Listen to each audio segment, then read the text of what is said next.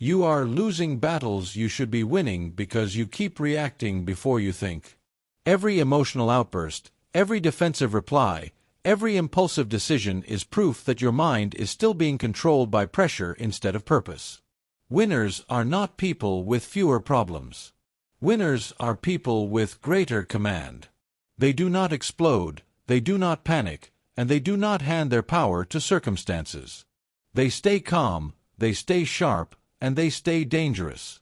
This book is about building that kind of emotional control, because the moment you stop reacting like the world owns you, you start moving like your future belongs to you. Chapter 1. Stop reacting like a victim. Most people think they have a life problem. They do not. They have a reaction problem. That is the truth. That is the pattern. That is the reason so many intelligent people stay stuck for years, while less emotional, more disciplined people keep moving forward. It is not always about talent. It is not always about resources. It is not always about fairness. A lot of the time, it is about emotional control. You get insulted and you explode. You get criticized and you shut down. You get embarrassed and you retreat. You get pressured and you panic. Then you call that honesty. You call that authenticity. You call that just being human. No. It is not strength. It is not depth. It is not power. It is surrender. Reaction is surrender. Control is power. That is the first lesson. And you need to hear it more than once, because most people have spent years defending their worst patterns as if those patterns are part of their personality.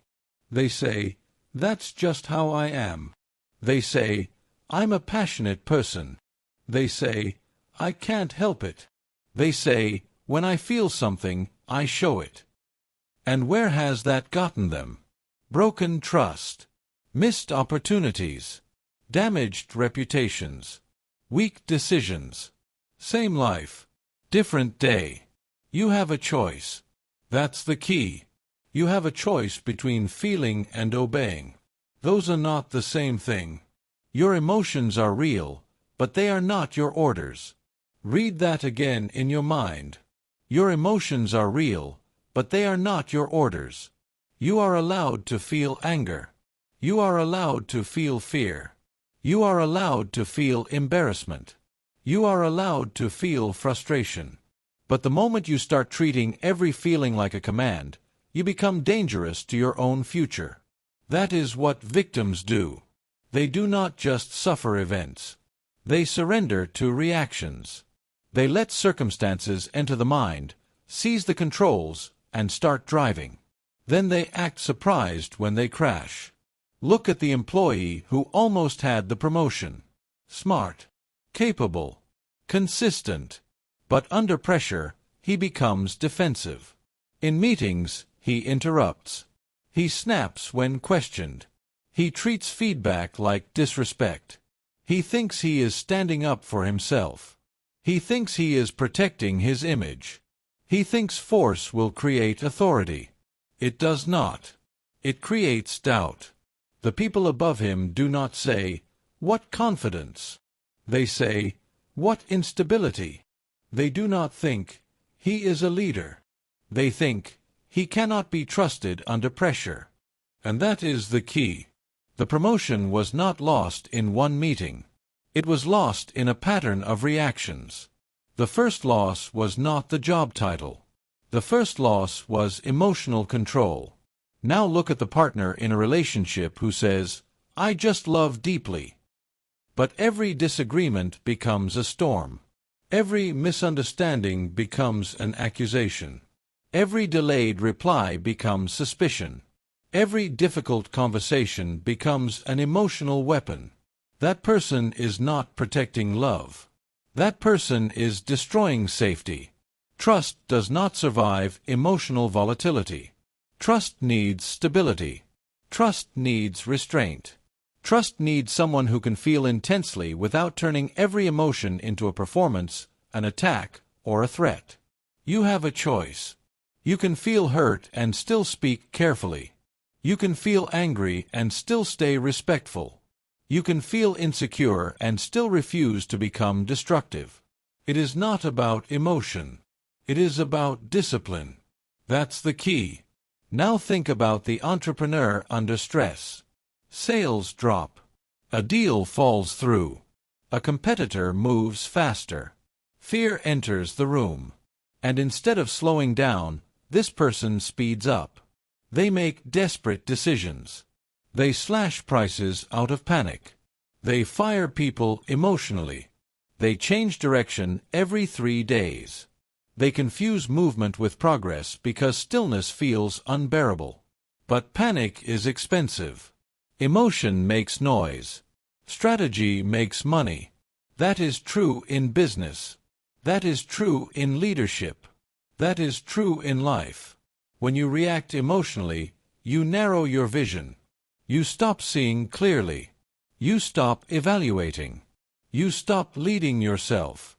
You start grasping for relief instead of reaching for results. And relief is not the goal. Relief is what weak patterns chase. Results are what disciplined people build. Reaction is surrender. Control is power. Say it again. Reaction is surrender. Control is power. This is where most people misunderstand emotional mastery.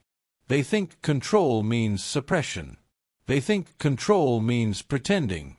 They think control means becoming cold, robotic, detached. Wrong. Control is not denying the emotion. Control is directing it. Control is saying, yes, I feel this. But I will decide what happens next. That is strength. Not pretending not to care. Not exploding to prove you care. Choosing your response. That is power. Because once you understand that feelings are information, not instructions, your entire life begins to change. Anger can show you a boundary. Fear can show you where growth is required. Embarrassment can show you where your ego is too fragile. Frustration can show you where your expectations are immature. But none of those emotions should become your commander. Your emotions are real, but they are not your orders. You do not need their permission to be calm. You do not need the world to become fair before you become disciplined. You do not need other people to act right before you act strong. You have a choice. And every day, that choice appears in small moments long before it appears in dramatic ones.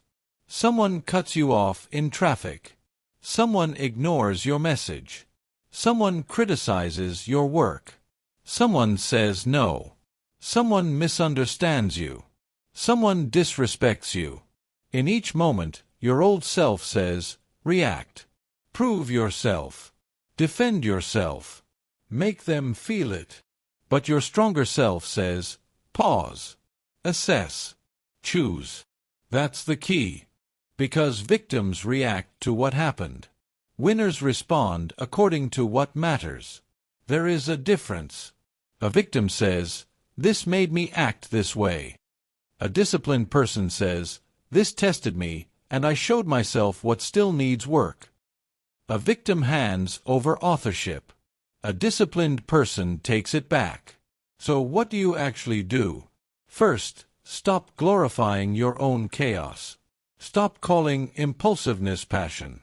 Stop calling volatility honesty. Stop calling emotional leakage authenticity. If your pattern keeps damaging your results, stop romanticizing it. Second, create a rule. No important decision in the peak of emotion. Not by text. Not by email. Not in person. Delay the response. Delay the decision. Delay the damage. Third, learn to name the emotion without becoming the emotion. Say, I feel angry. Not, I am anger. Say, I feel embarrassed. Not, this defines me. Language matters. Identity matters. What you name carefully, you manage better. Fourth, ask one brutal question, what would power look like right now? Not ego. Not revenge. Not performance. Power. Usually, power looks quieter than your impulses want. Usually, power looks like restraint. Usually, power looks like a measured tone. Usually, power looks like walking away for a moment instead of making a mess that takes months to repair. You have a choice. That's the key. And once you stop reacting like a victim, you stop living like one. You stop making your inner weather everyone else's problem. You stop turning pain into permission. You stop letting one bad moment become a bad day, a bad decision, or a bad identity. This is where emotional control begins. Not with perfection. With responsibility. Not with numbness. With discipline. Not with denying what you feel. With refusing to kneel to it. Reaction is surrender. Control is power. Your emotions are real, but they are not your orders. Master that, and you stop being tossed around by every insult, every setback, every inconvenience, every burst of pressure. Master that, and you begin to move with the calm authority that changes everything. You stopped calling chaos honesty. You stopped calling weakness personality. You started taking command. Now you are ready for the next truth, because once you stop reacting like a victim, you must confront the hidden danger behind almost every bad decision: speed. The fast mind feels powerful, but most of the time, it is just fragile. Chapter 2. The fast mind is the fragile mind. Most people are not thinking. They are reacting at high speed and calling it intelligence. That is the problem. They confuse immediacy with clarity. They confuse urgency with strength. They confuse the first thought with the right thought. And because the reaction happens fast, it feels true. It feels sharp. It feels powerful. It feels like instinct. But a lot of what people call instinct is not wisdom. It is conditioning. Old fear. Old insecurity. Old ego. Old pain. Moving quickly through a weak pattern does not make that pattern strong. It just makes it harder to catch. That is the key. The fast mind is often the fragile mind. A fragile mind cannot tolerate uncertainty. It cannot tolerate discomfort. It cannot tolerate silence. It cannot tolerate not knowing. So it rushes. It rushes to answer. It rushes to defend. It rushes to explain. It rushes to quit. It rushes to attack. It rushes to escape. Why? Because speed creates temporary relief. And weak discipline is always chasing relief. But relief is not the same as results. You need to remember that. Speed without control is self-sabotage. Say it again. Speed without control is self-sabotage. This is how people ruin good opportunities. Not always through some dramatic collapse. Often through fast, foolish, emotionally convenient decisions that feel justified in the moment and look ridiculous later. Think about the person who gets an upsetting message and fires one right back. No pause. No thought. No perspective. Just heat. Just ego. Just reaction. They think, I needed to say that. They think, I had to stand up for myself. They think, I was being direct. No. They were being governed. A strong person does not rush to express. A strong person pauses to assess. Because the question is not, what do I feel like saying right now? The question is, what outcome am I trying to create? That's the key. If your message satisfies your anger but damages your future, it was not strong. It was expensive. And this is not just about messages. It is about every area of life. One setback, and people quit. One rejection, and people withdraw. One awkward moment, and people assume humiliation. One criticism, and people go straight to defense. One delay, and people start imagining disaster. Fast mind. Fragile mind. The person who quits too early is not always lazy. Sometimes they are just emotionally impatient. They hit one wall and immediately decide the road is wrong. They feel discomfort and assume they are not built for it. They struggle once and conclude the goal must not be for them. That is not discernment. That is fragility in motion. You have a choice. When something gets hard, you can interpret that discomfort as proof to stop, or you can interpret it as the price of becoming stronger. That's the key. The fragile mind says, "This feels bad. Get me out." The disciplined mind says, "This feels hard. Stay with it long enough to understand it." That is how real progress happens. Not through emotional speed. Through deliberate endurance. Look at criticism. This is where fragile speed exposes itself fast.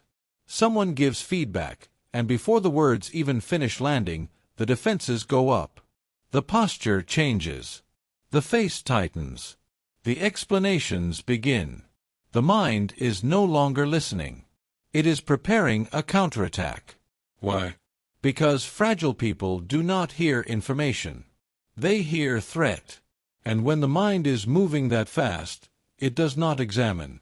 It protects. That is why some people stay average for years. Not because nobody told them the truth. Because every truth arrived and got treated like an insult. You have a choice. When criticism comes, you can rush to protect your ego, or you can slow down and search for value. Even badly delivered criticism can contain useful information. Even clumsy feedback can expose a blind spot. Even unfair judgment can train your restraint. You do not need their permission to learn. That matters. Because if your development depends on people delivering truth in a tone you enjoy, your growth will always be delayed. The world is not obligated to package your lesson perfectly. Sometimes the lesson comes rough. Your job is to extract the value without becoming reactive. It's not about sensitivity, it's about discipline. That's the key. The mind that cannot wait cannot win. Why? Because it keeps choosing emotional discharge over strategic direction. It chooses the quick reply over the right reply. It chooses the easy exit over the necessary struggle. It chooses assumption over observation. It chooses certainty over truth. That is a dangerous pattern. And many people reward it because fast action looks decisive. It looks bold. It looks confident. But confidence without control is not confidence. It is volatility dressed well. Real strength has patience. Real strength can sit still for a moment. Real strength can let the first emotion pass without obeying it. That is what mature minds do. They leave space between stimulus and response. They do not worship the first impulse. They test it. They question it. They watch it. They ask, is this intelligence, or is this old wiring trying to protect me from discomfort? That question alone will save you years. Because old conditioning is fast. It learned to survive, not to lead. It learned to protect ego, not to build character. It learned to reduce pain, not to maximize results. So when you feel the urgency to speak immediately, decide immediately, quit immediately, prove yourself immediately, understand that urgency is not always wisdom. Sometimes it is weakness asking for speed so it can avoid inspection. Speed without control is self-sabotage. Again, speed without control is self-sabotage. So what do you do with this? First, stop trusting every fast conclusion. Just because a thought arrives quickly does not mean it arrived accurately. The first interpretation is often emotional, incomplete, and self-centered. Slow it down. Second, build a response rule. When emotion rises, time must expand. Not because you are weak. Because you are serious. If the issue matters, it deserves more than your first reaction. Third, ask better questions. Instead of, how do I respond now? Ask, what is actually happening here? Instead of, how do I defend myself? Ask, what part of this is useful? Instead of, how do I get relief? Ask, what creates the best result? That's the key. Fourth, Practice delayed expression. Not permanent silence. Not suppression. Delayed expression. You can say what must be said, but say it after you have separated fact from feeling. Say it after your mind is working for you instead of against you. Fifth, notice your patterns of speed. Where do you rush? In conflict, in dating, in business, in family conversations, in self-judgment. Find the exact environments where your mind becomes impatient, because those environments reveal where you still lack emotional command. You have a choice. You can keep living at the mercy of your first impulse, or you can become the kind of person who thinks past the first wave. That is maturity. That is power. That is emotional control in practice. And understand this clearly.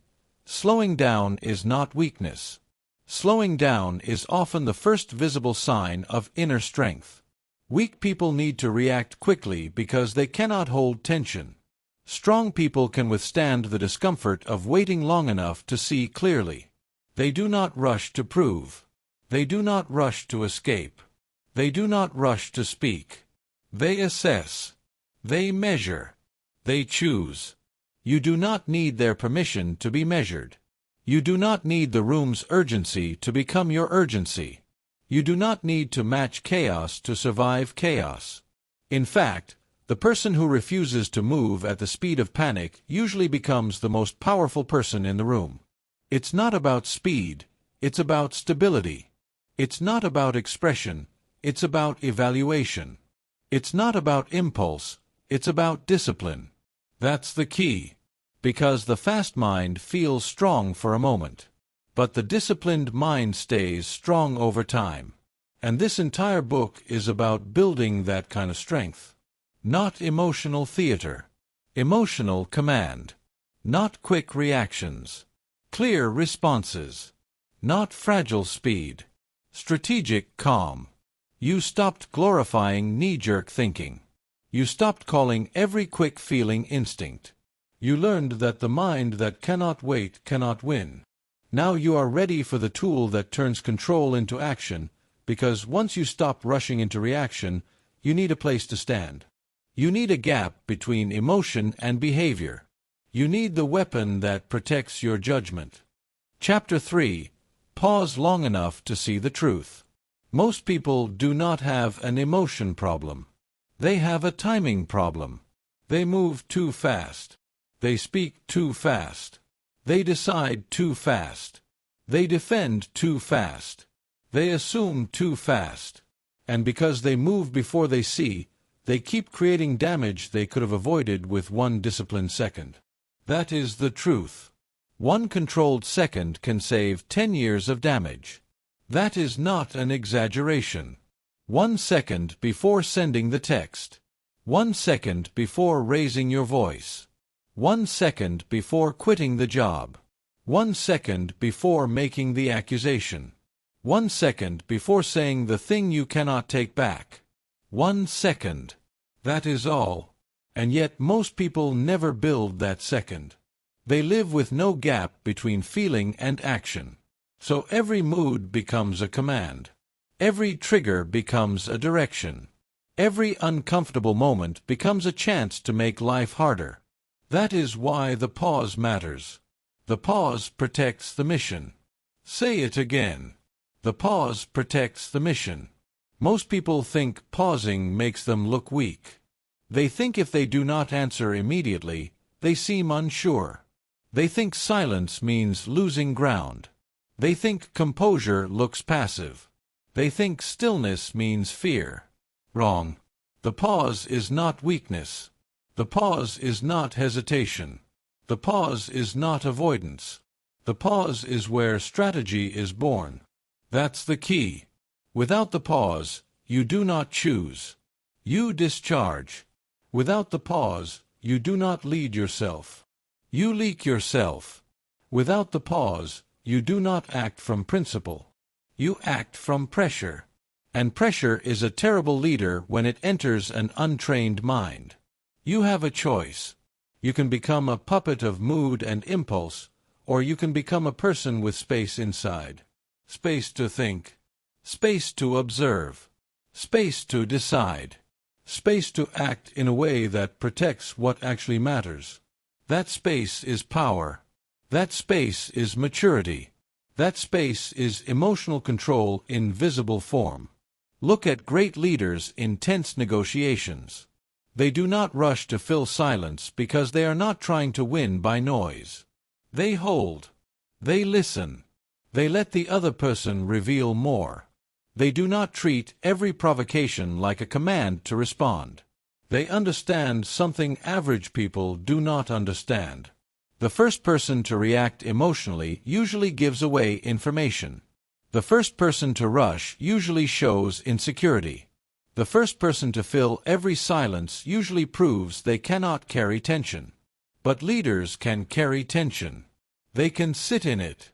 They can breathe inside it. They can wait long enough to see what is actually happening. That is not weakness. That is command. The pause protects the mission. Now look at athletes. A great athlete makes a mistake, but does not turn one mistake into 5. They reset. They breathe. They come back to the next play. They do not keep replaying the error in their head while the game keeps moving. They do not punish themselves so emotionally that their performance collapses. Why? Because they understand the cost of carrying the last moment into the next one. Most people do not understand that. They miss one shot in life, then emotionally miss 10 more. They have one bad conversation, then poison the rest of the day. They get one rejection, then drag that rejection into every future opportunity.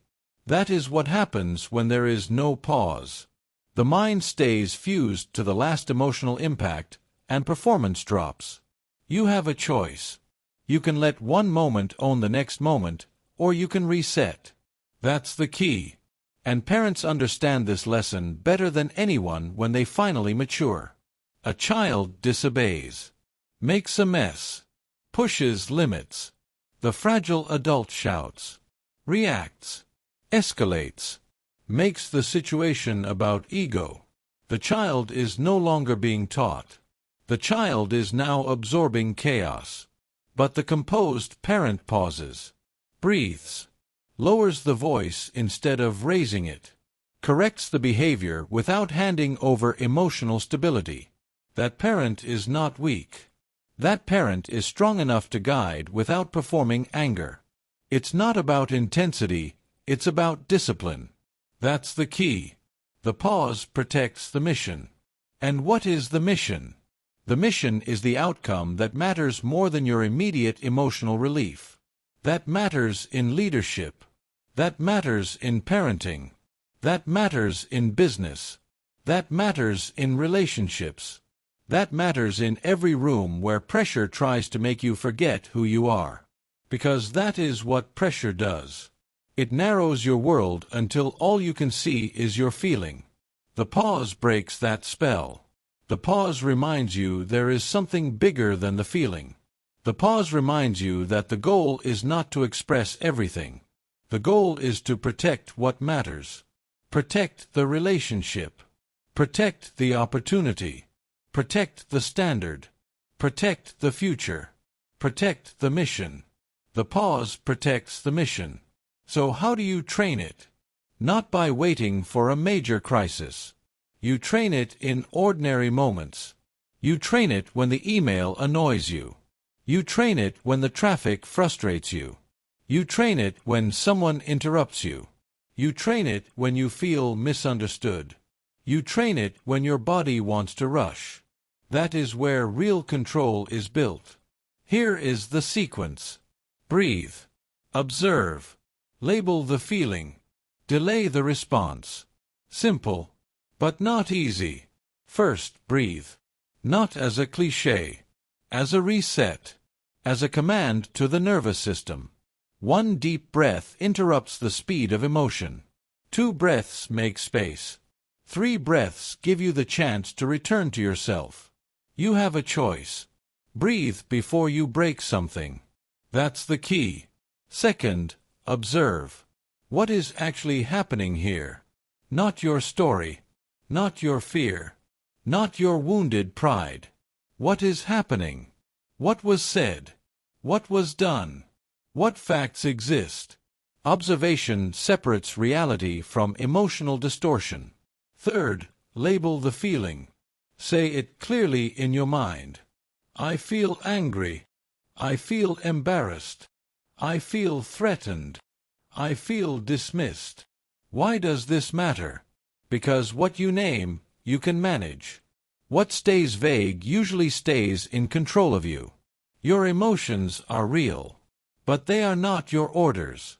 Fourth, delay the response. Not forever. Not in avoidance. In discipline. Delay long enough for intelligence to return. Delay long enough for the first emotional wave to pass. Delay long enough to choose a response that serves the mission instead of sabotaging it. One controlled second can save 10 years of damage. Remember that. A marriage can survive tension but not endless emotional carelessness.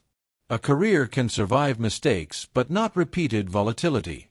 A reputation can survive difficulty but not uncontrolled reactions. 1 second matters. 1 pause matters. 1 moment of restraint matters. You do not need their permission to pause. You do not need to answer every message instantly. You do not need to explain yourself in the heat of emotion. You do not need to prove confidence through speed. A delayed, disciplined response is often the strongest response available. It's not about quickness, it's about clarity. It's not about dominance, it's about discipline. It's not about saying more, it's about seeing more. That's the key. And understand this, the pause is not only for conflict.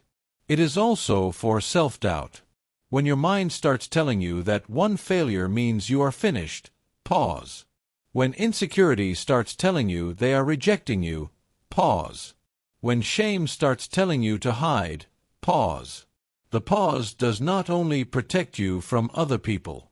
It protects you from the worst exaggerations of your own mind. Because the unpaused mind lies fast. It catastrophizes. It personalizes. It dramatizes. It invents certainty where none exists.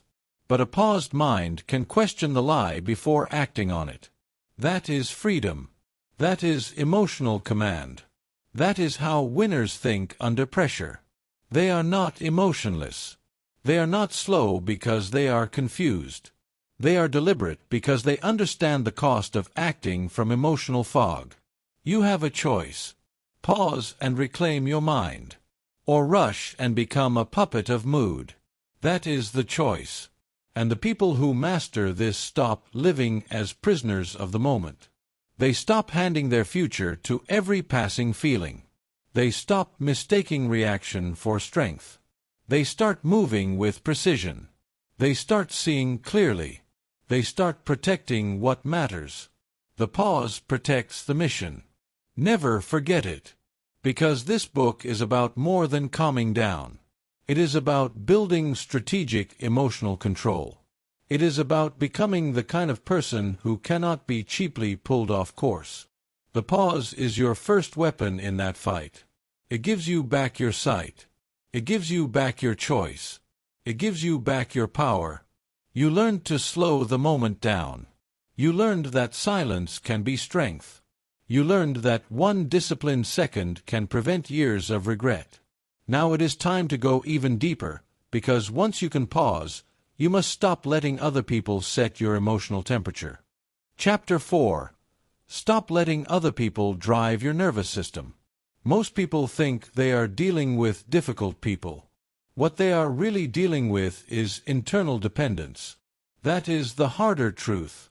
A rude coworker says one sharp sentence, and your whole mood changes. A stranger cuts you off, and now your body is full of rage. A manipulative partner pulls away, and suddenly your peace disappears.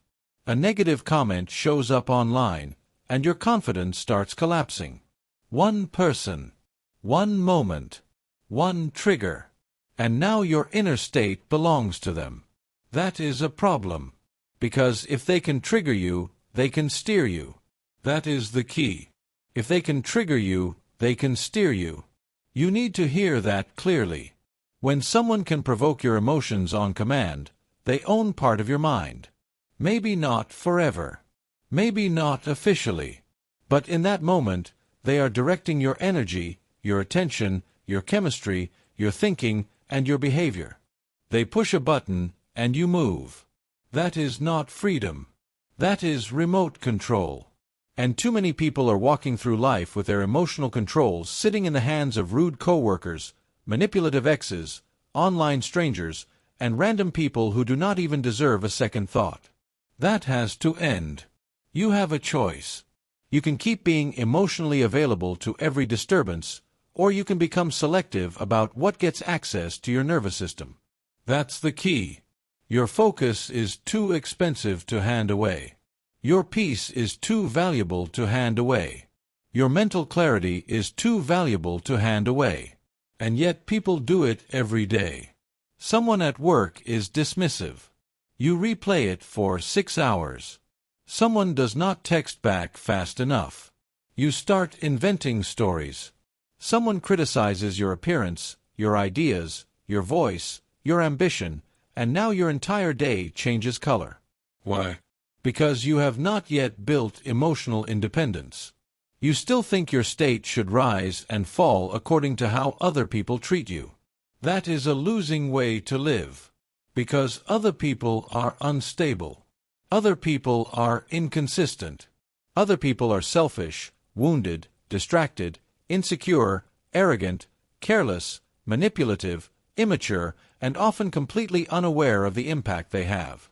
If your internal state depends on external behavior, then your life will always feel vulnerable. That is why emotional independence is not a luxury. It is a competitive advantage. Winners understand this. They do not let random people set the emotional climate of the day.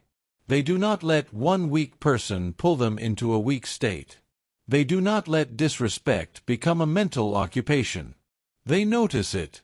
They assess it. They respond if needed. But they do not surrender the wheel.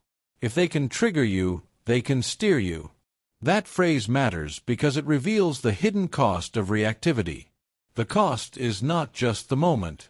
The cost is the direction. Once triggered, you stop choosing your day. Your day starts being chosen by the disturbance. You stop thinking about what matters. You stop focusing on what you were building. You stop moving with intention. Now you are mentally orbiting someone else's behavior. That is expensive. Look at the person who receives one insult in the morning. Maybe a sarcastic remark from a coworker. Maybe a passive-aggressive comment from a family member. Maybe a subtle put-down from someone insecure. Objectively, it lasted 10 seconds. But emotionally, they carry it all day. They replay the tone. They replay the wording. They imagine what they should have said. They build resentment. They feel smaller. They speak shorter to everyone else. They come home drained. One insult. Whole day gone. That is not because the insult was powerful. It is because there was no emotional boundary. You have a choice. You can let the insult rent space in your mind, or you can treat it like passing noise. That's the key. Not everything deserves processing. Not everything deserves analysis. Not everything deserves emotional entry. Some things deserve dismissal. That is strength. Now think about rejection. Social rejection. Romantic rejection. Professional rejection. People spiral because they do not just experience rejection. They personalize it. They internalize it. They let it decide their worth. A message goes unanswered. An invitation gets declined. A date loses interest. A group leaves them out. And suddenly the nervous system acts like survival is under threat. Why? Because many people were trained to seek safety through approval. So when approval disappears, they panic. They chase. They explain. They overthink. They perform. They reshape themselves to regain acceptance. That is how people lose themselves.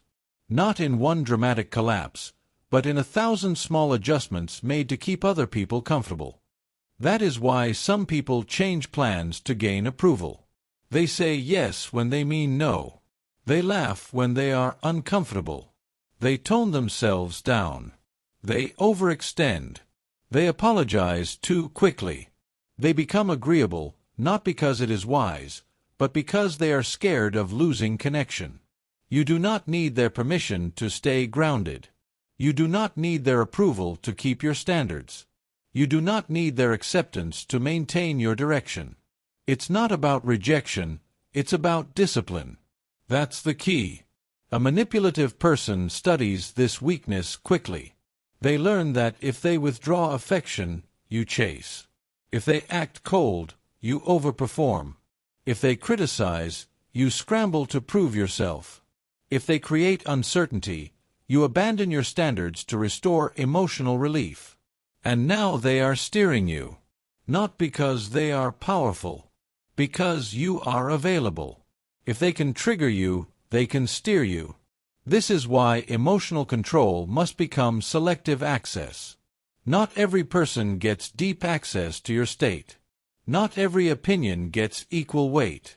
Not every reaction deserves a reaction back. Winners understand hierarchy. A trusted mentor's feedback matters. A bitter stranger's comment does not. A committed partner's concern matters. A manipulative person's mood swings do not. A real consequence matters. Random noise does not. But undisciplined people flatten everything. They treat every signal like a crisis. Every opinion like a verdict. Every criticism like a wound. Every rude interaction like a reason to lose composure. That is self-sabotage. Your focus is too expensive. That phrase should stay with you. Your focus is too expensive to hand to people who contribute nothing to your mission. So what do? First, stop making every emotional disturbance personal. A rude coworker may be rude because they are insecure, exhausted, resentful, or immature. A stranger's disrespect may say more about their life than yours. Online criticism often reflects projection, not truth. That does not excuse behavior. It clarifies ownership. Everything is not about you. That realization creates freedom. Second, shorten the emotional lifespan of small offenses. Ask yourself, will this matter in a week? Most of the time, the honest answer is no. So do not give it a week's worth of energy in one afternoon.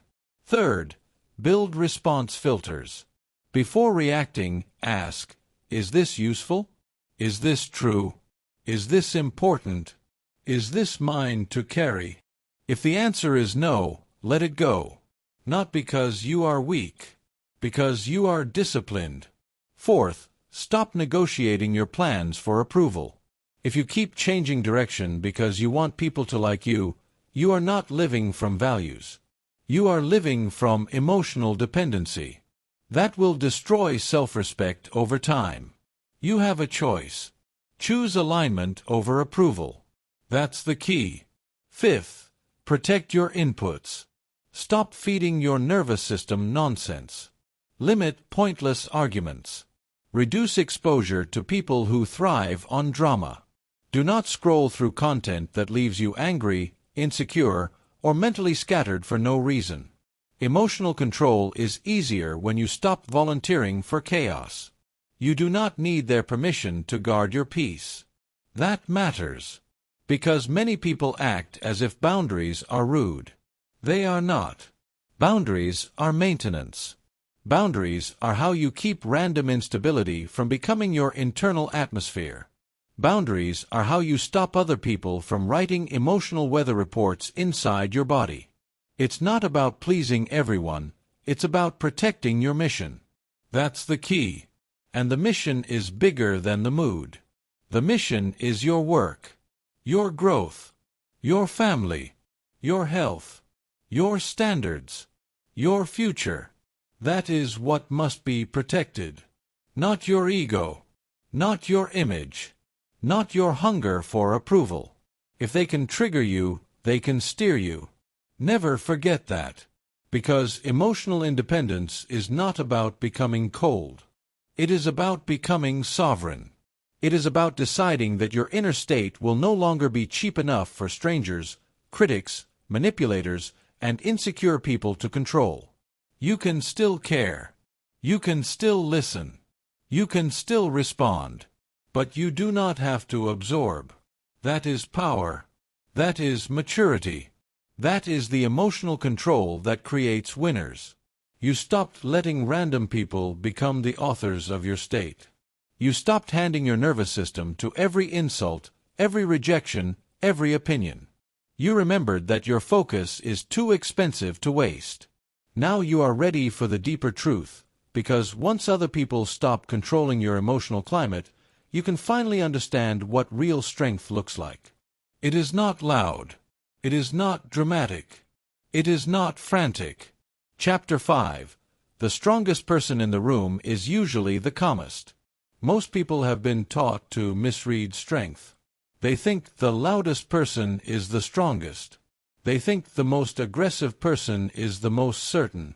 They think the most emotional person is the most serious. They think intensity is power. It is not. A lot of intensity is insecurity with a raised voice. A lot of noise is weakness trying to look important. A lot of drama is emotional instability pretending to be authority. Real strength is usually quieter than people expect. Real strength looks like steadiness. Real strength looks like precision. Real strength looks like someone who does not lose themselves when pressure enters the room. That is the truth. The strongest person in the room is usually the calmest. And you need to understand what that means. Calm is not softness. Calm is not passivity. Calm is not fear. Calm is not surrender. Calm is control under pressure. That's the key. Say it again. Calm is not passive. Calm is control under pressure. That is why calm people are dangerous in the best way. They see what others miss. They waste less energy. They hear more. They think better. They do not hand their judgment to the moment. While other people burn fuel in panic, ego, and noise, calm people remain available to the truth. And the truth is where advantage lives. You have a choice. You can keep mistaking emotional volume for power, or you can start training yourself to become steady when everyone else is unstable. That's the key. Look at an executive in a real crisis. Numbers drop. A project fails. A client threatens to leave. The room becomes tense. Voices sharpen. People rush to defend themselves. They speak too much. They speculate. They blame. They try to look useful by becoming loud. Then one person enters with calm. Not detached. Not lazy. Not indifferent. Calm. They ask the right questions. What happened? What matters most right now? What is the next move? Who is handling what? That person changes the room. Why? Because calm organizes chaos. That is power. The executive who panics adds to the emergency. The executive who stays composed becomes the center of gravity. People trust them more. People listen more. People think better around them. Their calm is not just personal. It becomes structural. It stabilizes everyone else. That is what control does.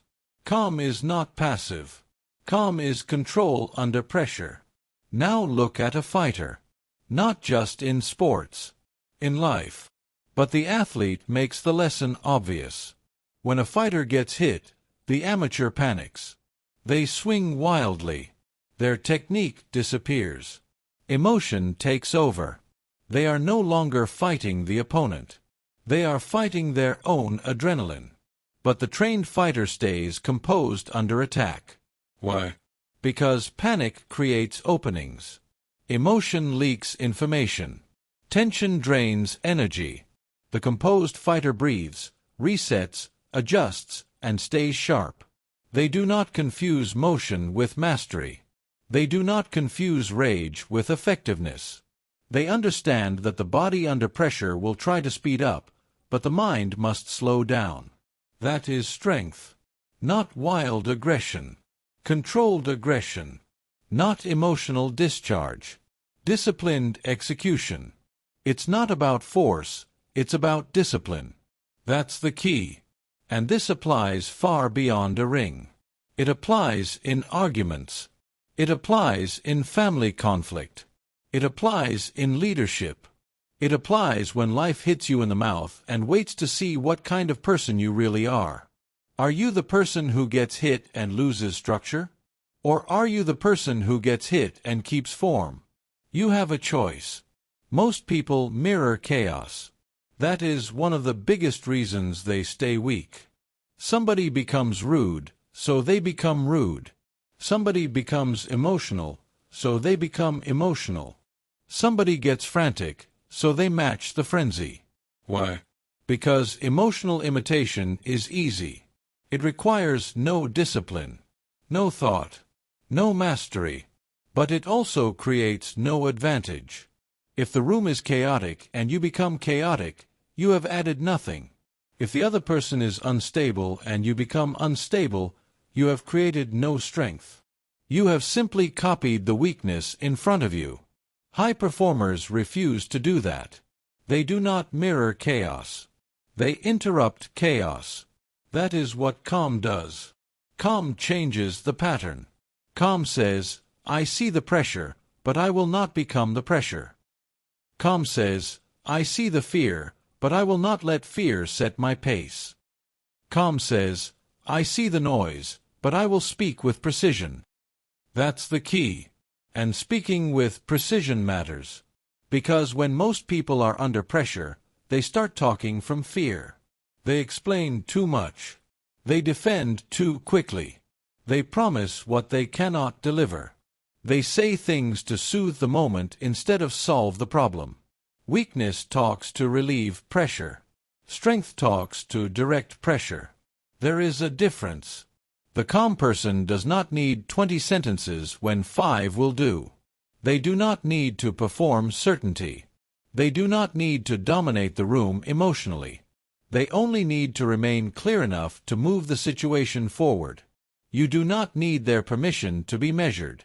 You do not need the room's panic to become your panic. You do not need to look dramatic to be effective. That matters. Because many people sabotage themselves by trying to look powerful instead of becoming powerful. They raise the voice. They force the point. They talk over others. They act urgent even when urgency is hurting the process. But emotional volume is not power. Say that clearly in your mind. Emotional volume is not power. A raised voice does not prove authority. A dramatic reaction does not prove commitment. A frantic pace does not prove seriousness. Sometimes it proves the exact opposite. Sometimes it proves you cannot hold yourself together when it matters most. Calm is not passive. Calm is control under pressure. So how do you build it? First, stop admiring emotional theatrics. Stop being impressed by people who lose control and call it passion. Stop mistaking intensity for competence. Ask better questions. Are they clear? Are they stable? Are they effective under stress? That is what matters. Second, lower your physical speed when pressure rises. Slow the breath. Relax the shoulders. Unclench the jaw. Speak slightly slower. Not as a performance. As a reset. The body often enters chaos before the words do. Calm the body, and the mind follows. Third, reduce unnecessary speech in tense moments. The more emotional the environment, the more carefully your words should be chosen. Say less. Mean more. Let your restraint increase the value of what you do say. Fourth, practice staying steady in small discomforts. Long lines. Delays. annoying emails, interruptions. That is where calm is built. Not in theory, in repetition. If you collapse over little things, big things will expose you. Fifth, ask in every stressful situation, what does control look like right now? Not image, not ego, not performance. Control. Usually it looks simpler than you think. Breathe. Observe. Prioritize. Speak clearly. Move deliberately. That's the key. And understand this clearly. Calm is not the absence of fire. Calm is fire under command. Calm people still care. Calm people still feel urgency. Calm people still take decisive action. But their action comes from order, not panic. Their intensity is channeled. Their emotions serve the mission instead of hijacking it. It's not about being emotionless, it's about being governed. It's not about suppressing pressure, it's about directing it. It's not about appearing calm, it's about becoming calm enough to think clearly while others fall apart. That is real dominance. Because pressure reveals hierarchy. When everything is easy, anyone can look composed. Anyone can seem confident.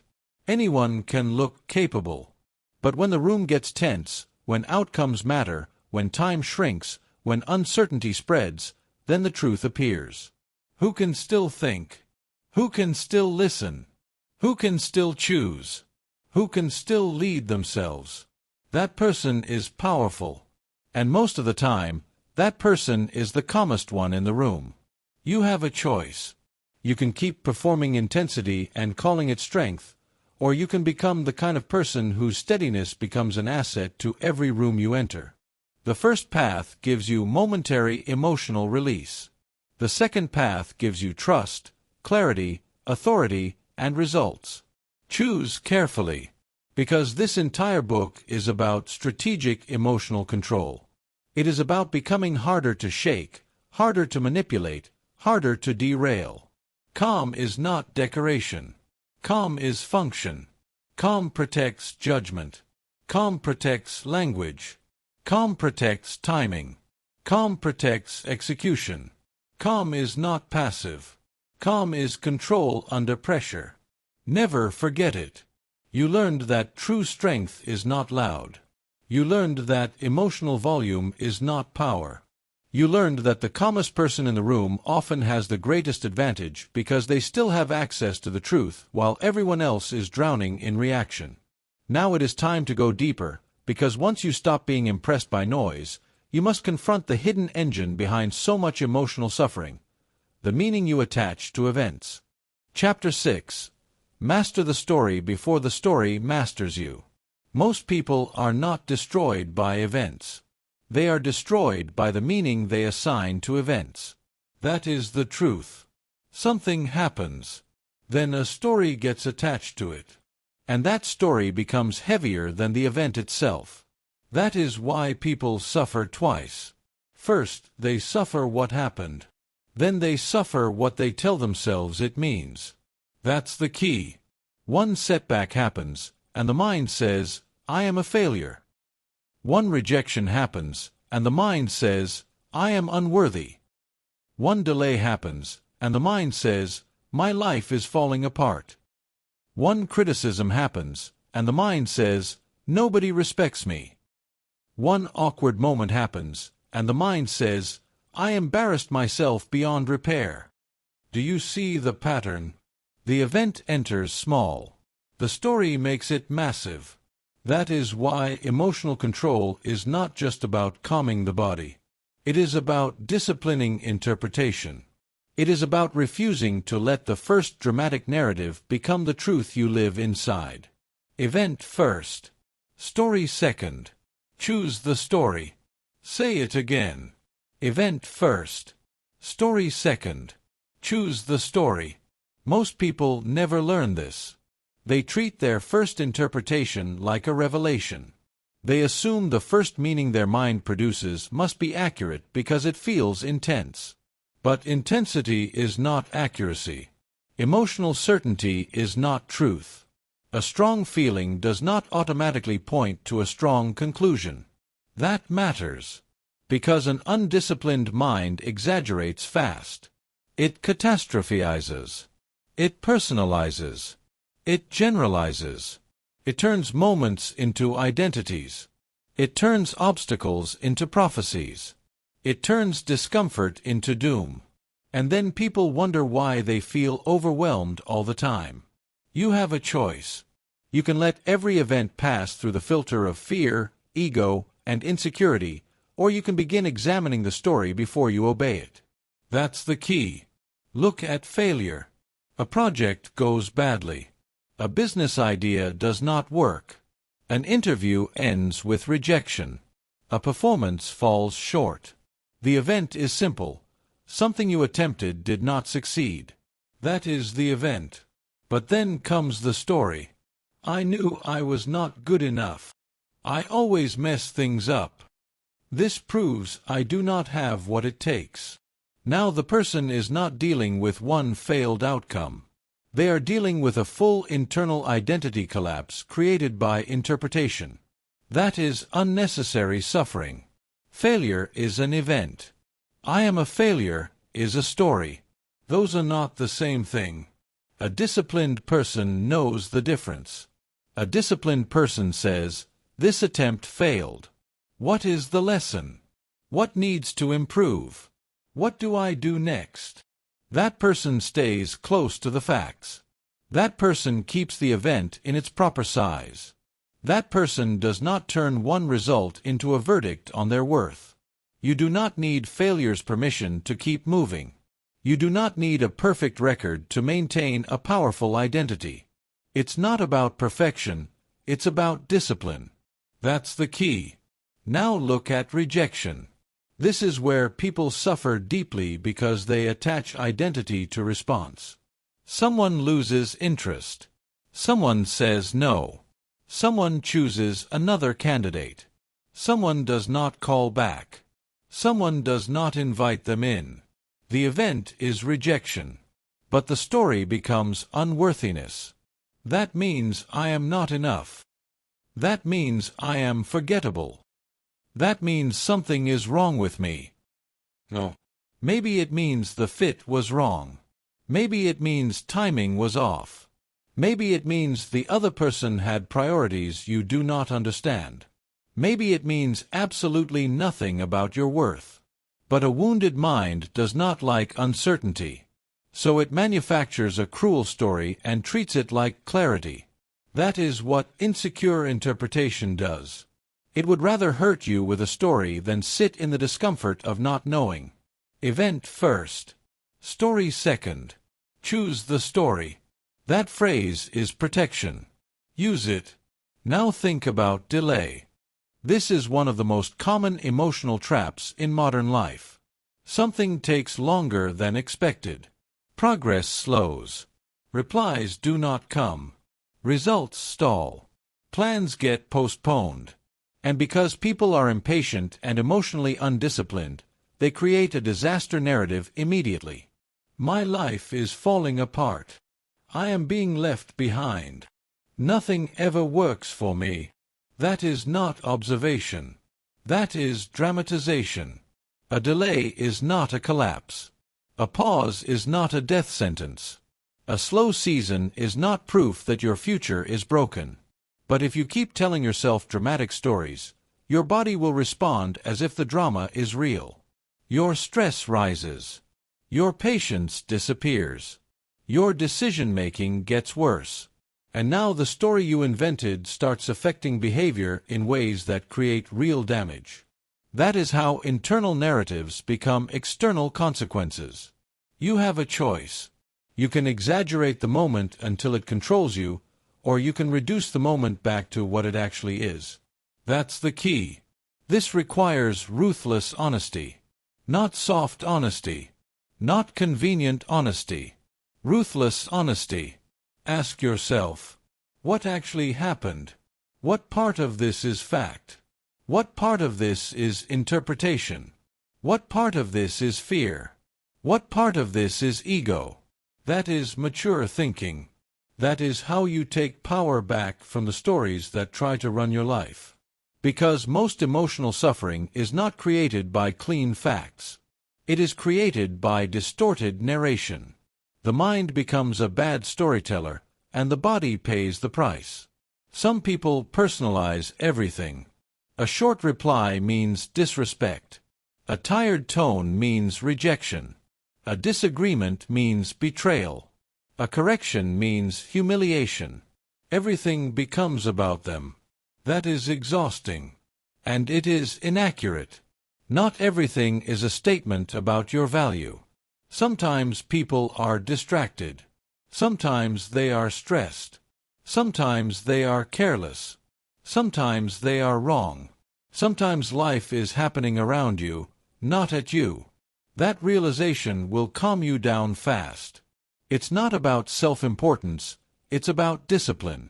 That's the key. Other people catastrophize. A mistake at work becomes, I ruined everything. A hard week becomes, nothing is ever going to improve. A setback becomes, I am back at zero. This is the language of emotional exaggeration. It feels intense, so it feels meaningful. But it is weak thinking. It removes proportion. It removes perspective. It replaces analysis with panic. And panic always tells bad stories. So what do? First, separate the event from the interpretation in writing if you must. Make 2 columns in your mind or on paper. Column 1, what happened? Column 2, what you are telling yourself it means. This simple exercise exposes distortion fast. Second, stop using permanent language for temporary problems. Words like always, never, ruined, impossible, worthless, doomed. These words inflame the nervous system and shrink your ability to think clearly. Use cleaner language. Use honest language. Use specific language. Third, challenge your favorite painful stories, especially the ones you repeat often. People always leave. I never get it right. Nobody respects me. I am behind. Are these facts or familiar scripts? Most people are not trapped by reality. They are trapped by repeated narration. Fourth, choose a stronger story without choosing a fake one. This matters. Emotional control is not lying to yourself. It is not pretending everything is perfect. It is choosing an interpretation that is both honest and useful.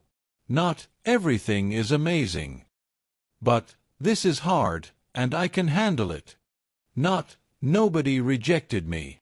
But, this rejection does not define me. Not, nothing went wrong. But, something went wrong, and now I respond. That's the key. Fifth, refuse to build identity out of isolated events.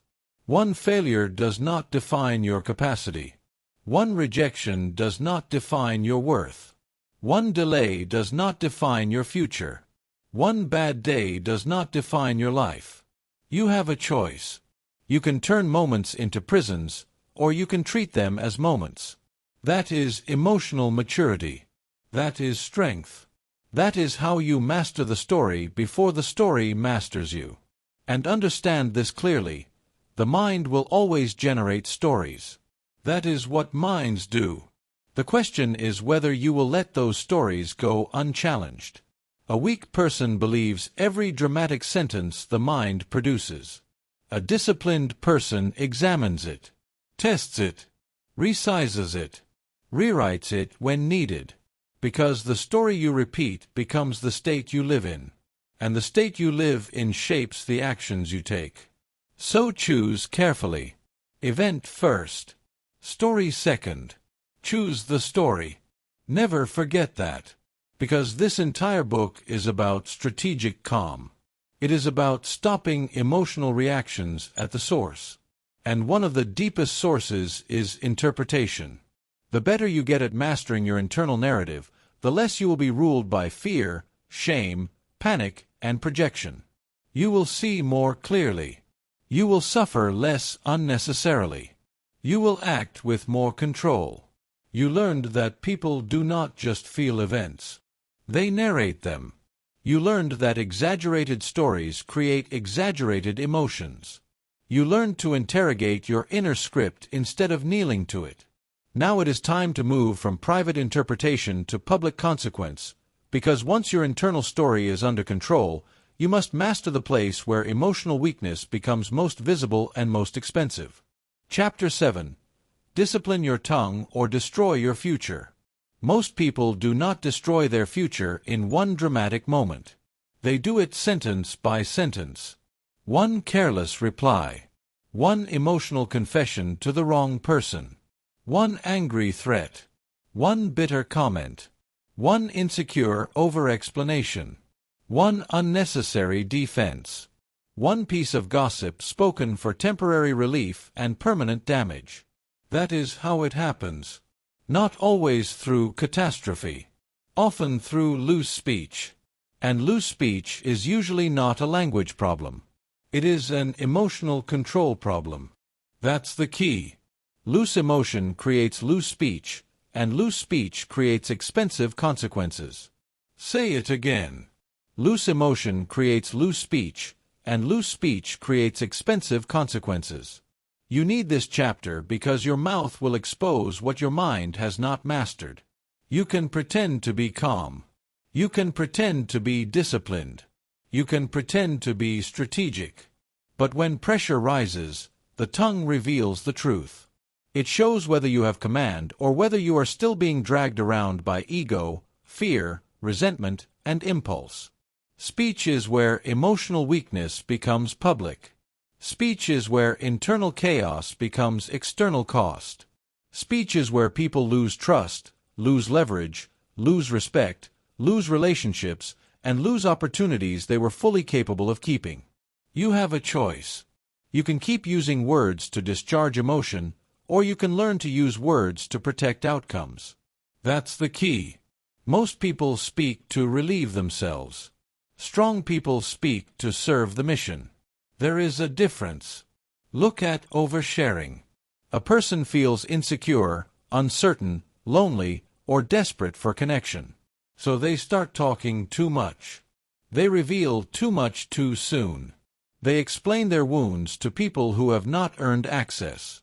They confess fears in rooms that are not safe. They keep speaking because silence feels unbearable. They think vulnerability means immediate openness with anyone who will listen. No. That is not always vulnerability. Sometimes that is emotional leakage. Sometimes that is anxiety begging for relief through language. Sometimes that is a weak boundary wearing the costume of honesty. And it is expensive. Because not everyone deserves access to your interior life. Not everyone knows how to hold what you share. Not everyone is rooting for you. Not everyone has the maturity to handle what you reveal. Some people will misunderstand it. Some will use it against you. Some will quietly lose confidence in your stability. You do not need their permission to be private. You do not need to explain everything you feel. You do not need to narrate every insecurity out loud just because it is present. It's not about expression, it's about discipline. That's the key. Now look at anger. This is where speech becomes dangerous fast. A person gets provoked, and suddenly the tongue becomes a weapon. Threats come out. Ultimatums come out. Insults come out. Words designed not to solve, but to wound. In that moment, the person feels powerful. They feel direct. They feel in control. But they are not in control. They are leaking pain through language. And language leaves marks. You can apologize for angry words, but you do not get to decide how long they live in someone else's memory. A spouse remembers. A child remembers. A co-worker remembers. A team remembers. A friend remembers. Reputation is shaped by repeated speech under pressure, not just by your intentions after the fact. One sentence can lower trust fast. One threat can weaken your authority. One emotional outburst can change how people see you for years. Loose emotion creates loose speech, and loose speech creates expensive consequences. Never forget that. Then there is gossip. This one fools people because it feels social. It feels harmless. It feels like bonding. But most gossip is emotional weakness in conversational form. Resentment looks for an outlet. Envy looks for an audience. Insecurity looks for comparison. Bitterness looks for agreement. And the mouth becomes the place where immature emotion tries to feel powerful. But gossip stains the speaker first. People may listen. They may nod. They may even join in. But they also learn something about you. They learn that you speak loosely about others. They learn that your emotions can control your discretion. They learn that you are not fully governed. That matters. Because people trust disciplined tongues. They trust people who do not turn every irritation into a public performance. They trust people who can hold information, hold frustration, hold emotional charge without needing to spill it into the room. That is strength. It's not about being quiet, it's about being governed. That's the key. And then there is ego defense. This is one of the most common forms of destructive speech. Someone questions you, corrects you, challenges your idea, and instead of protecting the outcome, you protect your pride. You explain too much. You justify too much. You interrupt. You argue over tone. You make the conversation about your image instead of the goal. That is costly, because in business, relationships, and leadership, outcomes matter more than ego comfort. But many people would rather feel right in the moment than win in the long term. So they talk too much, defend too quickly, reveal insecurity through unnecessary language. A disciplined person asks a better question. Not, how do I make sure they know I'm right? But, what response best serves the mission? That's the key. Silence often serves the mission better than emotional speech. Brevity often serves the mission better than explanation. Delay often serves the mission better than immediacy. That is why elite communicators do not just know what to say. They know when not to say it. They know when the emotional temperature is too high for useful conversation.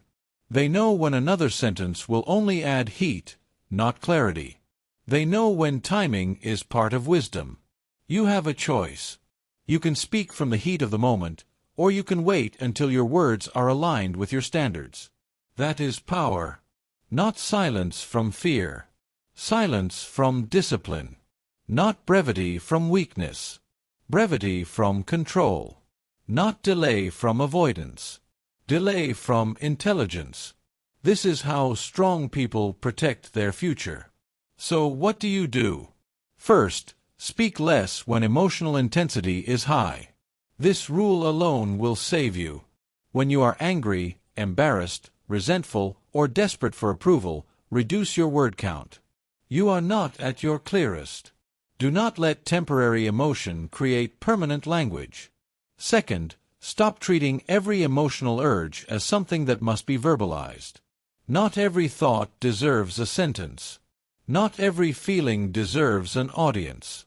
Not every irritation deserves a conversation. Third, create a delay between feeling and sending. Emails, texts, voice notes, posts. Do not hit send at the speed of emotion. Write it if needed. Save it. Revisit it later. Most people are not damaged by what they felt. They are damaged by what they sent while feeling it. Fourth, respect the power of brevity. A calm, simple sentence carries more authority than a frantic paragraph. I need time to think. Let's revisit this tomorrow. I disagree. That will not work for me. Clean language. Controlled language. No unnecessary emotional debris. Fifth, stop using words to manage how others see you. That is a hidden addiction. Over-explaining to seem good. defending to seem innocent, talking too much to seem confident. Let your actions carry more of that weight. Let silence do some of the work your insecurity keeps trying to do with speech. You do not need their permission to say less.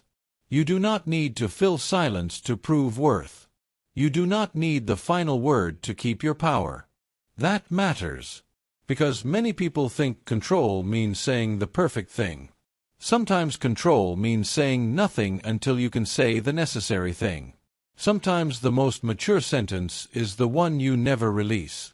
It's not about verbal skill, it's about discipline. That's the key. And understand this clearly. Disciplined speech is not coldness. It is stewardship. It is understanding that your words shape reality. They shape trust. They shape perception. They shape conflict.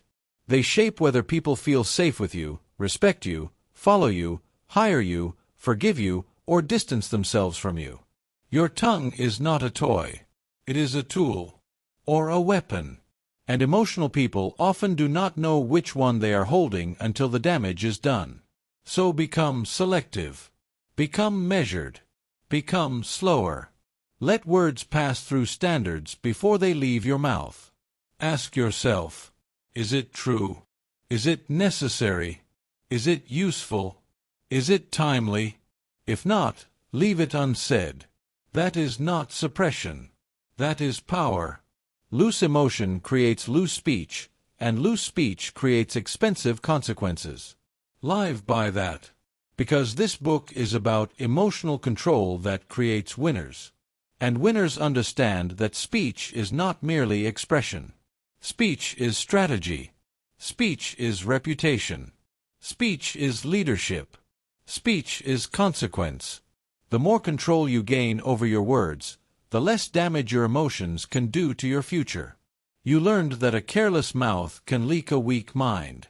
You learned that silence, brevity, and delayed communication are not passive habits, but elite protections. You learned to stop speaking for relief and start speaking for results. Now it is time to make this practical in the smallest places, because once you can control your words, you must build control so consistently that pressure no longer surprises you. Chapter 8. Train yourself in small moments before the big ones arrive. Most people think they will become calm when the big test arrives. They will not. They think they will become disciplined when the pressure becomes serious. They will not. They think they will suddenly be patient in the major conflict, composed in the major setback, wise in the major decision, stable in the major crisis. But life does not work that way. Pressure does not create character out of nothing. Pressure reveals what has already been practiced. That is the truth. You do not rise to the moment. You reveal your training. Say it again. You do not rise to the moment. You reveal your training. That's the key. If you cannot handle the small inconvenience, do not lie to yourself about the major storm. If you lose control in traffic, if you snap in long lines, if you compulsively check your phone every 30 seconds, if you interrupt people because you cannot tolerate waiting, then do not tell yourself you are preparing for greatness. You are practicing reactivity, and practice always counts. The nervous system is always learning. The mind is always rehearsing. Every day, in tiny moments, you are teaching yourself who you are. You have a choice. Every small moment is a vote. A vote for discipline, or a vote for weakness. That is why emotional control is not built in crisis. It is built in ordinary life. It is built in the hidden places where nobody applauds you. It is built in the unglamorous moments where your ego says, "This does not matter," but your future says, "This is exactly where you are being formed." That's the key. Look at traffic. A delay of 7 minutes and people act as if the world has betrayed them. They grip the wheel. They curse. They replay imaginary arguments. They let a temporary inconvenience become a full-body emotional event. Then they arrive at work already drained, already tense, already carrying noise into the next room. Why? Because they trained themselves to treat minor friction like a major threat. That is not a traffic problem. That is a training problem. A disciplined person uses traffic differently. They breathe. They reset posture. They refuse to let a delay own the nervous system. They understand something weak people do not understand. Inconvenience is practice. You do not need the road's permission to stay composed. You do not need perfect conditions to prove your control. It's not about comfort, it's about discipline. That's the key. Now think about boredom. This is where modern weakness becomes obvious fast. People cannot sit still, cannot wait, cannot be alone with their own minds for 3 minutes without reaching for stimulation. The phone comes out. The scrolling begins. The checking begins. The twitching begins. Every empty second gets filled because stillness feels intolerable. But boredom is not the enemy. Boredom is training ground. If you cannot sit in a quiet moment without running to distraction, how will you sit in uncertainty without panicking? If you cannot resist checking your phone every minute, how will you resist speaking too soon, quitting too soon, reacting too soon? The person addicted to instant stimulation is usually also addicted to instant relief. And instant relief is the enemy of emotional mastery. You have a choice. You can keep feeding your impulses every time they speak, or you can start letting an urge exist without obeying it. That is how discipline grows. Not by dramatic speeches. By repeated refusal. Not by one huge victory. By tiny consistent restraint. That's the key. Consider the urge to interrupt. Someone is talking. Your mind already has a response. You want to jump in. Correct. Defend. Redirect. Why? Because waiting feels uncomfortable. Listening fully feels slower than your ego prefers. So you cut in. That seems small. It is not. Interrupting trains impatience. Interrupting trains self-importance. Interrupting trains the mind to prioritize expression over understanding. And the person who cannot listen in small moments will not listen in critical moments either. A disciplined person resists the urge. Lets the other person finish. Hears the full thought. Holds the tension. That restraint strengthens more than conversation. It strengthens identity. It teaches the mind, I do not move just because I feel the urge to move. That matters. Because the entire book is about that sentence. You feel it, but you do not have to obey it. That's the key. Now think about small annoyances. A slow cashier.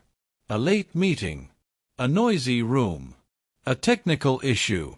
A plan changing without warning. These are ordinary tests. Not dramatic. Not cinematic. Ordinary. And because they are ordinary, people dismiss them. They think emotional control is something reserved for major heartbreak, major failure, major pressure. No. It is built right here. In the tiny recovery. In how quickly you return to center after irritation. In whether you stay disturbed long after the disturbance is gone. Weak people turn small annoyances into long emotional shadows. Strong people recover quickly. That recovery speed matters. You spill the coffee. Fine. Reset. The email is rude. Fine. Breathe. The line is longer than expected. Fine. Stand there. The plan changes. Fine. Adapt. Not because those things feel good. Because your standards are bigger than the inconvenience. You do not rise to the moment. You reveal your training. Never forget that. Every tiny moment of restraint is a vote for the future self. That future self is calmer, sharper, less needy, less reactive, more deliberate, more stable, more dangerous in the right way. And every impulsive excuse is a vote for weakness. I was tired. I was stressed. I was annoyed. "That's just how I am." No. Those are explanations, not standards. You have a choice. You can keep protecting your patterns with excuses, or you can start building a stronger identity through repetition. That's the key. Identity is not built by what you say you value. It is built by what you repeatedly do when life becomes slightly uncomfortable. Every time you pause instead of snapping, you reinforce control. Every time you wait without reaching for stimulation, you reinforce patience. Every time you stay quiet long enough to listen, you reinforce discipline. Every time you recover quickly from a minor frustration, you reinforce resilience. This is how emotional toughness is built. Quietly, repeatedly, without drama. So what do you do? First, stop disrespecting small tests. Treat inconvenience as training. Treat boredom as training. Treat waiting as training. Treat frustration as training. The day is full of reps if you know how to see them. Second, reduce unnecessary stimulation. Leave the phone alone sometimes. Stand in line without feeding the impulse to distract yourself. Let your nervous system remember that it can survive a few empty seconds. Third, practice delayed reaction on purpose. Wait 2 extra breaths before responding. Let someone finish speaking. Delay checking the notification. Delay scratching every emotional itch the moment it appears. This is not punishment. This is conditioning. Fourth, measure your recovery speed. Do not ask only, "Did that annoy me?" Ask, "How long did I stay annoyed?" That is a better indicator of training. Everyone gets triggered. Not everyone stays there. Fifth, choose one daily inconvenience and use it deliberately. Traffic, slow service, silence, repetition, fatigue. Instead of resenting it, say to yourself, "Good. Another rep." That mindset changes everything. You do not need their permission to train in ordinary life. You do not need a major crisis to become stronger. You do not need perfect motivation to practice restraint. It's not about intensity, it's about repetition. That's the key. And repetition is what creates identity. Not one great day. Not one calm conversation. Not one disciplined decision. Repetition. The repeated action becomes the repeated self. The repeated self becomes the visible character. The visible character becomes the life. So do not wait for the big moment to become the person you need to be. Become that person in the supermarket, in the inbox, in the car, in the silence, in the delay, in the boring meeting, in the urge to interrupt, in the impulse to check, in the irritation nobody else even notices. That is where winners are built. Not because those moments are glamorous, because those moments are constant.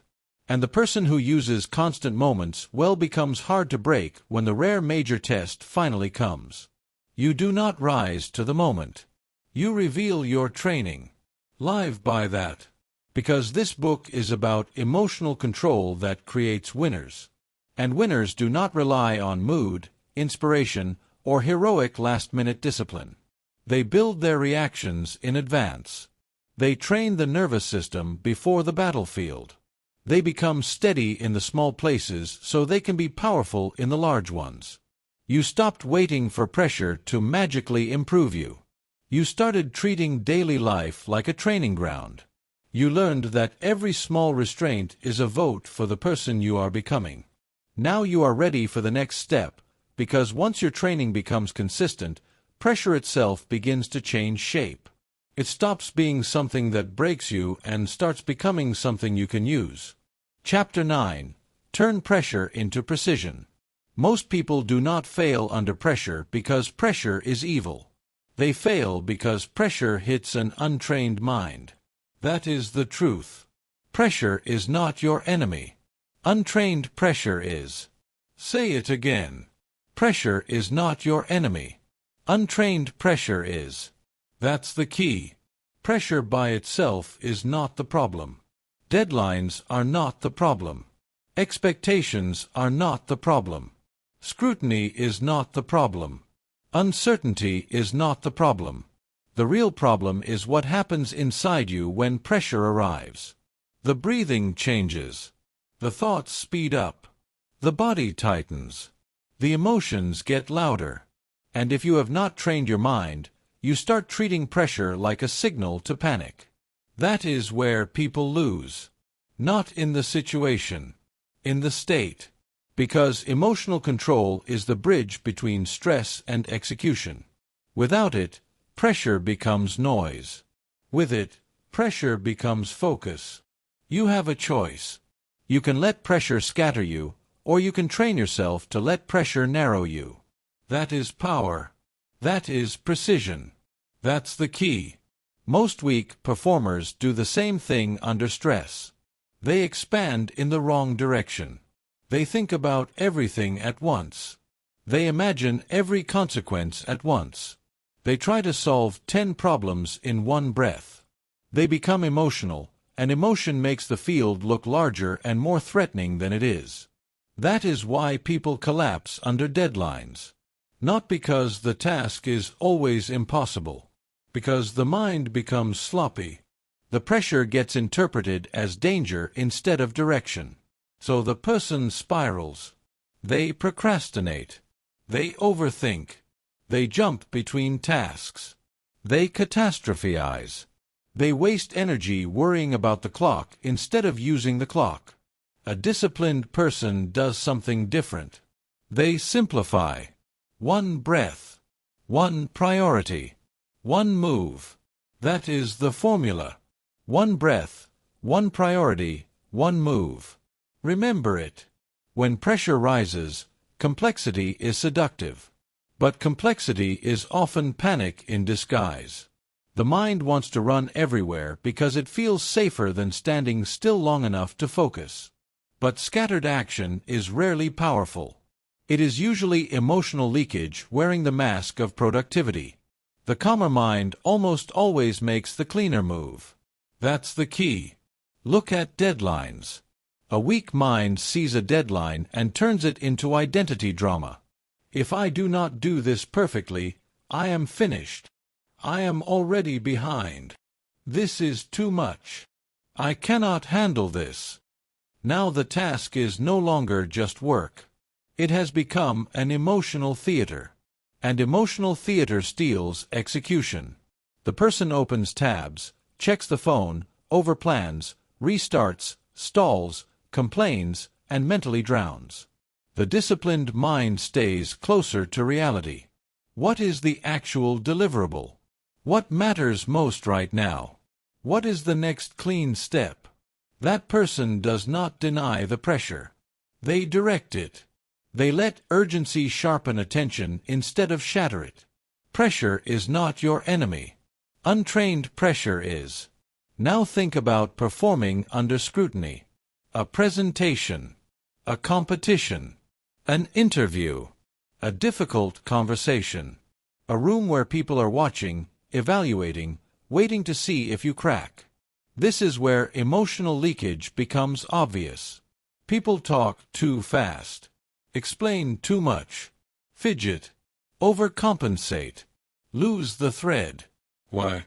Because the presence of observers changes the nervous system. And if your self-worth is fragile, scrutiny feels like danger.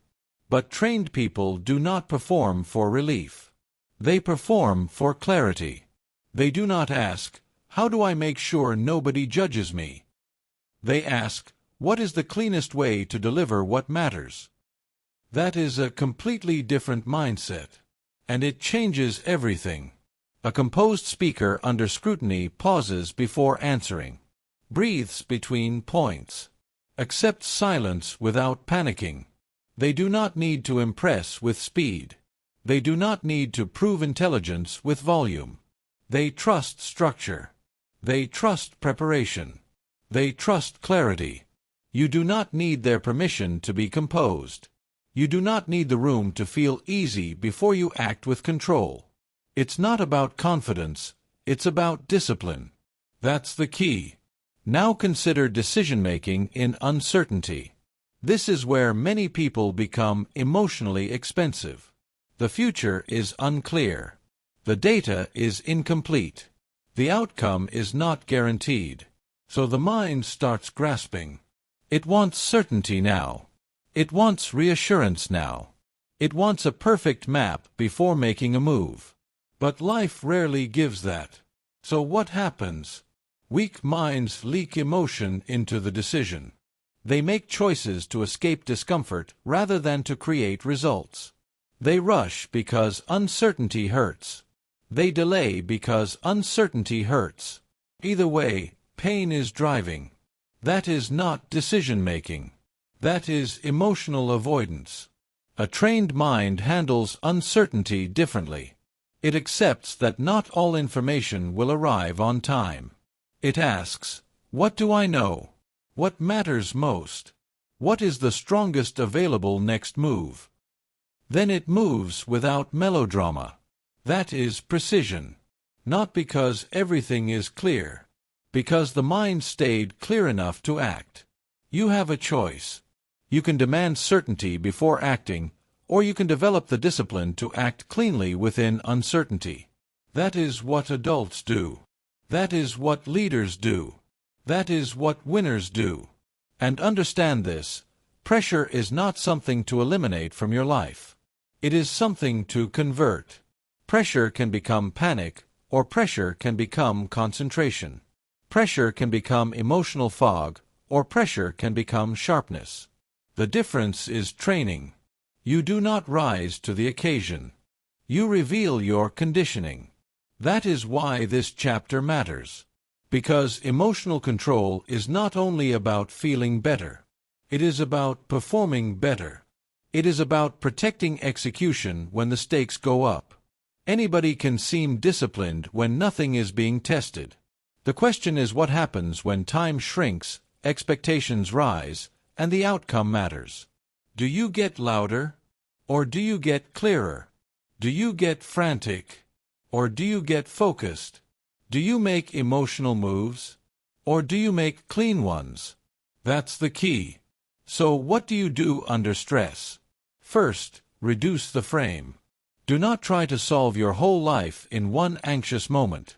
Do not hold the whole mountain in your mind. Narrow the field.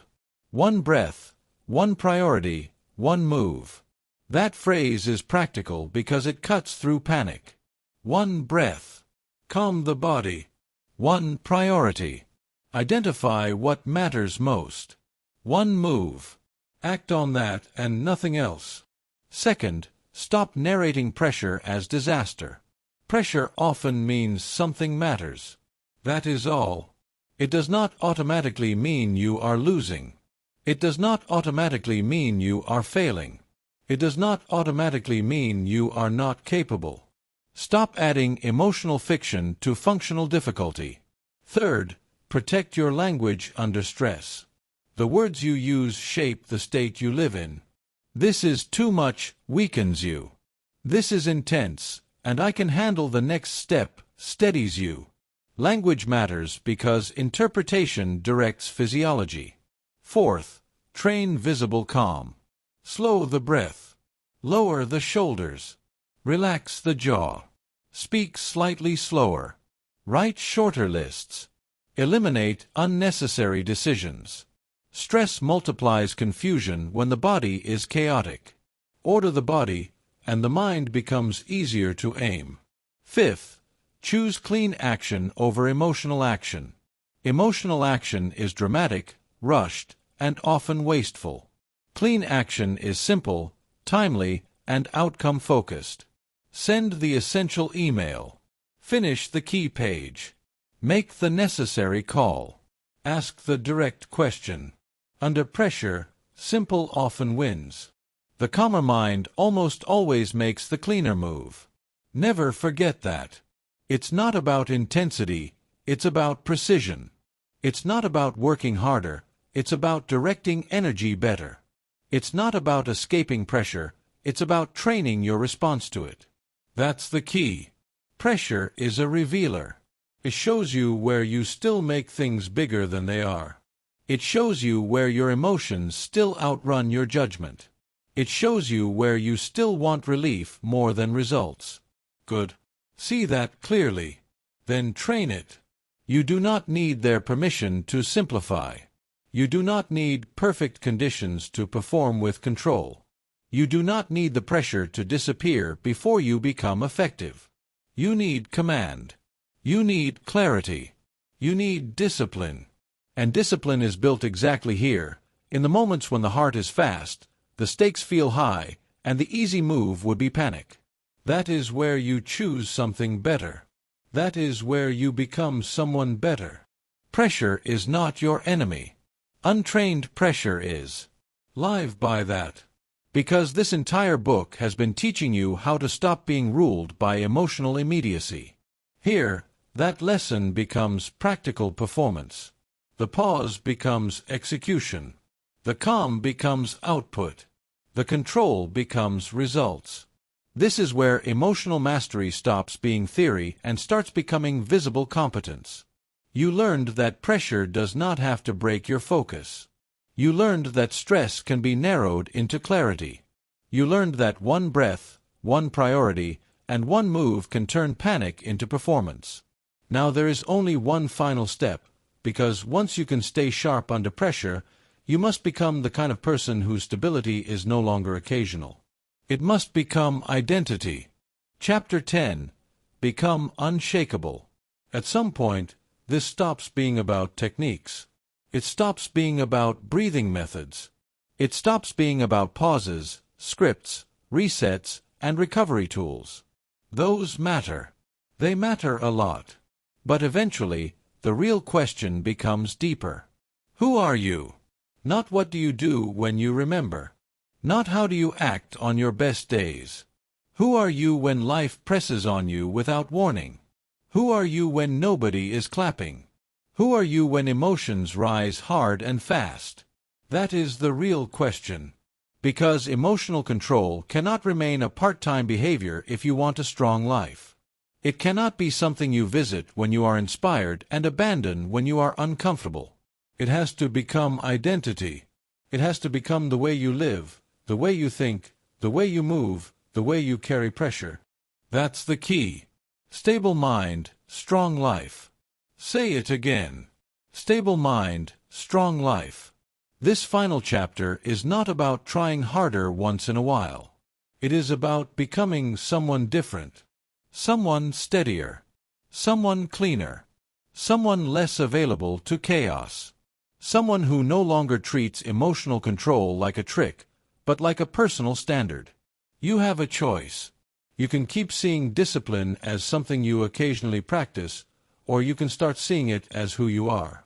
That is where real power begins. Because identity is what remains when motivation leaves the room. Identity is what acts when mood changes. Identity is what holds the line when pressure shows up tired, annoyed, disappointed, lonely, underappreciated, and tempted to become old versions of yourself again. A technique helps. An identity decides. That's the key. Stable mind, strong life. What does that identity look like? It looks like someone who does not chase closure from people who are committed to confusion. Most people waste enormous emotional energy trying to force explanations out of people who do not want to give them. They want one more conversation, one more answer, one more apology, one more reason, one more final moment that will make the pain feel organized. But life does not always give closure. And emotionally weak people keep bleeding because they refuse to accept that. They chase. They overanalyze. They reopen wounds. They keep knocking on doors that should stay shut. An unshakable person does not do that. Not because they do not feel the pain. Because they will not let pain turn into self-abandonment. They understand something important. Closure is not always received. Often, it is created. You decide to stop returning to what keeps disrespecting your peace. You decide to stop interrogating what is already gone. You decide to stop asking broken people to repair your mind. You have a choice. You can keep chasing emotional completion from the outside, or you can create it through inner finality. That's the key. You do not need their permission to move on. You do not need their explanation to reclaim your life. It's not about closure, it's about discipline. Now look at validation. Most people are more emotionally dependent on approval than they want to admit. They want to be understood, praised, chosen, liked, admired, reassured. And because they want it so badly, they start negotiating with their own standards. They soften what should be firm. They hide what should be spoken. They perform. They overgive. They overexplain. They shapeshift. Why? Because they think acceptance will calm them. But dependence on validation is a trap. It makes your emotional weather dependent on people who may be inconsistent, distracted, insecure, or simply incapable of seeing you clearly. That is too fragile a way to live. An unshakable person does not beg for validation. They appreciate respect. They welcome healthy recognition. But they do not require applause to stay aligned. They do not need every room to agree. They do not need every person to understand. They do not need to be chosen by everyone to remain powerful. Stable mind, strong life. That's the key. And then there are setbacks. This is where identity gets tested for real. Anybody can talk about composure when life is going smoothly. Anybody can sound evolved when there is nothing at stake. But setbacks expose people. A plan breaks. A person leaves. Money gets tight. Health gets challenged. Timing goes wrong. The thing you wanted does not happen when you wanted it. And then what?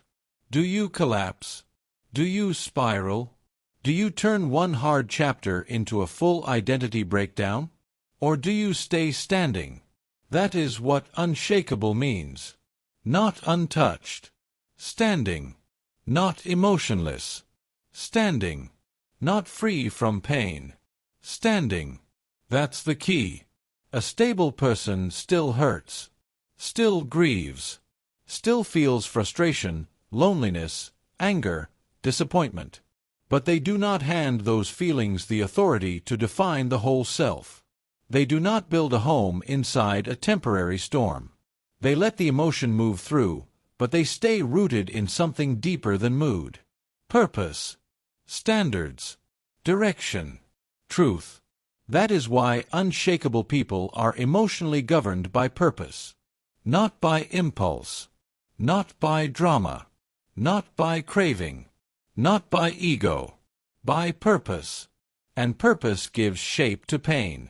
Purpose says, yes, this hurts, but I still know who I am. Purpose says, yes, this is hard, but I still know how I will act. Purpose says, yes, I feel deeply, but I will not think carelessly or act recklessly. That is the winner's mindset. Feel deeply. Think clearly. Act deliberately. Say it again. Feel deeply. Think clearly. Act deliberately. That is not coldness. That is mastery.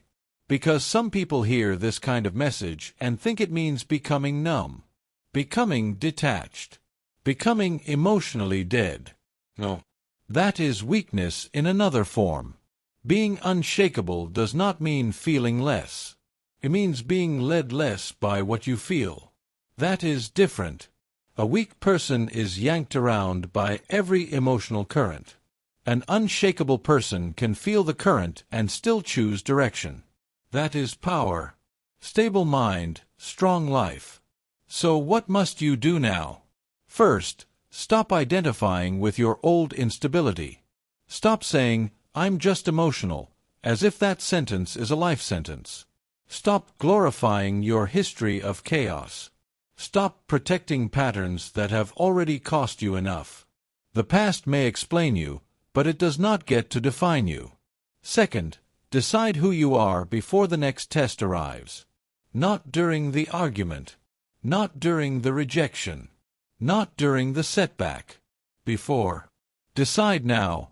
I am someone who pauses. I am someone who thinks before speaking. I am someone who recovers quickly. I am someone who does not chase what disrespects me. I am someone who does not beg for approval. I am someone who stays aligned under pressure. Identity must be chosen before it is tested. That's the key. Third, refuse to feed drama. Some people are addicted to emotional intensity because calm feels unfamiliar. They need conflict to feel alive. They need uncertainty to feel engaged. They need chaos to feel significant. That is not passion. That is untrained emptiness looking for stimulation. An unshakable person outgrows that appetite. They stop confusing drama with meaning. They stop confusing intensity with depth. They stop confusing emotional turbulence with being alive. It's not about excitement, it's about discipline. Fourth, protect your inner environment like it matters, because it does. What you repeatedly watch, hear, replay, tolerate, and engage with affects your nervous system. If you keep feeding yourself noise, do not act surprised when your inner world feels unstable. Strong lives require cleaner inputs. Fifth, return to the core standard again and again. Feel deeply, think clearly, act deliberately. Use it in conflict. Use it in disappointment. Use it in waiting. Use it in success. Use it when you are tired. Use it when you are praised. Use it when you are tempted to abandon yourself. You have a choice. Always. That is what this entire book has been teaching you. You have a choice between reaction and command, between speed and pause, between emotional dependence and emotional sovereignty, between noise and calm, between the story that weakens you and the truth that steadies you, between loose speech and disciplined language, between untrained pressure and clean execution, between occasional effort and identity. That's the key. Stable mind, strong life. Never forget that. Because your life will not rise above the quality of your inner governance for long. Talent matters. Opportunity matters. Timing matters. But if your mind remains unstable, you will keep turning advantages into losses. If your mind becomes stable, you will start turning pressure into growth, setbacks into wisdom, and emotional intensity into directed power. This is what winners understand. They are not superhuman. They are not empty. They are not robots. They are emotionally governed by purpose. They feel deeply. They think clearly. They act deliberately. And they do it again and again until it is no longer something they practice. It is who they are. So become unshakable. Not by pretending life will stop testing you. By becoming the kind of person who does not collapse when it does. Not by waiting for easier circumstances. By building stronger command. Not by needing the world to behave perfectly. By refusing to hand your mind away. You do not need their permission. You do not need better conditions. You do not need one more reason. You need a decision. A stable mind. A strong life. That is the standard now. And you are ready for the final challenge, because once emotional control becomes identity, there is only one thing left to do. Live it, prove it, and refuse to give your power away again. You do not need a different life before you become stronger. You need a different response. Every chapter of this book has been teaching you the same truth from a different angle. Your future will be built or broken by what you do in the emotional seconds that most people waste. When you stop reacting, you start seeing. When you start seeing, you start choosing. And when you start choosing with discipline instead of impulse, your mind becomes an asset instead of a liability. Calm is not a personality trait. It is training. Control is not suppression. It is direction. Power is not shouting louder than pressure. Power is standing still enough to command yourself in the middle of pressure. So here is your challenge. For the next 7 days, do not give one emotional reaction away for free. Pause. Breathe. Observe. Choose. Let people be chaotic. Let circumstances be difficult. Let pressure show up. But do not surrender your mind. Train it. Command it. Prove, through action, that from this day forward, your emotions will serve your mission, not sabotage it.